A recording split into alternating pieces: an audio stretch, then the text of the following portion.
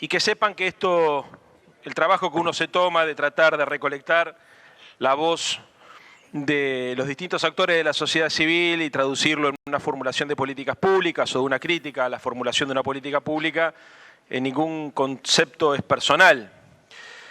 Pero la verdad, presidente, que dentro de esta ley ómnibus, que es una ley que en realidad contiene muchas leyes, con especial preocupación me he detenido en lo que considero yo, y creo que muchos argentinos también, que es un verdadero ataque a la cultura.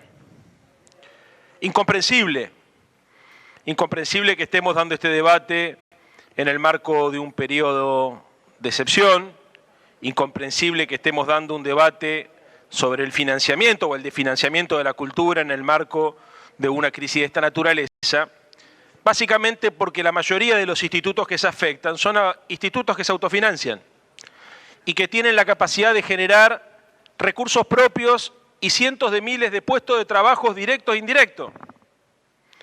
Yo quisiera preguntar, entendiendo que tal vez quienes hayan tomado estas decisiones no sean personas de la cultura, ¿cuál es la explicación que tenemos para derogar el precio único de venta y atacar a la industria independiente del libro? ¿Cuál es la explicación que hay para ir contra uno de los bienes culturales más importantes que tiene la Argentina? ¿Cuál es la explicación, por ejemplo, para desmantelar el Fondo Nacional de las Artes? Un instituto que viene desde 1958, inspirado en Victorio Campo, que financió artistas de la talla de Antonio Berni, de Astor Piazzolla, de Jorge Luis Borges, de Marta Minujín. ¿Cuál es la explicación para desfinanciar el Instituto Nacional de la Música, el Instituto Nacional del Cine, el Instituto Nacional del Teatro?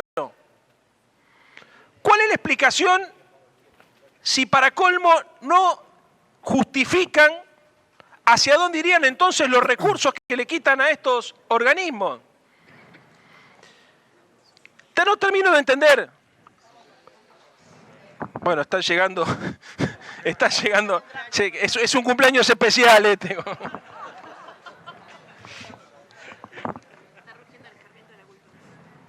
Bueno, se hace sentir los muchachos de la cultura, les quiero decir que no va a ser sencillo tampoco hacer pasar esto. Pero miren, yo podría entender que tuviesen una actitud fiscalista si es que dentro de la lógica que gobierna los criterios que armaron esta ley, ustedes dijeran, bueno, en realidad le hacemos este ajuste a la cultura porque vamos a financiar tal política pública distinta, pero tampoco está del todo claro. Ahora, honestamente, una de las preguntas es, ¿encontraron un referente de la cultura que apoye esta modificación? Porque hasta ahora,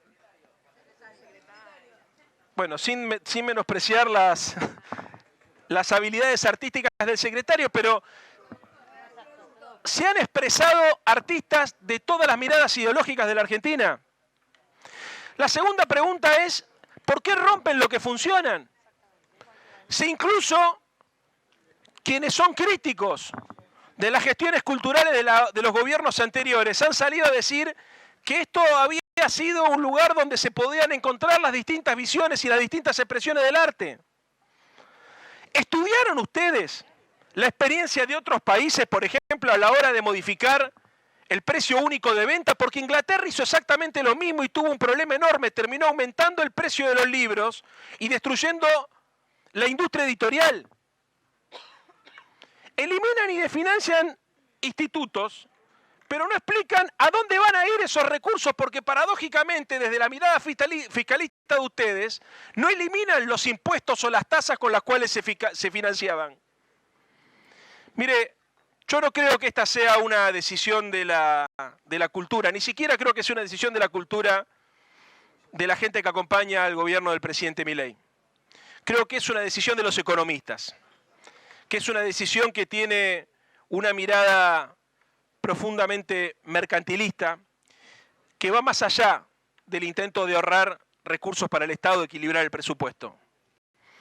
Creo que hay una concepción de la cultura que es incluso contraria a la idea de la meritocracia, porque sin teatro independiente, sin industria editorial independiente, sin música independiente, sin arte independiente.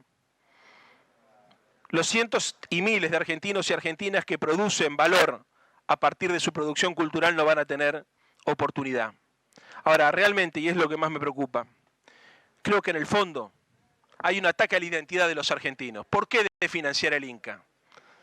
Tal vez porque lo que les moleste a algunos sea Argentina 1985 o sea la historia oficial. Defendamos la identidad y por favor defendamos a la Argentina. Gracias.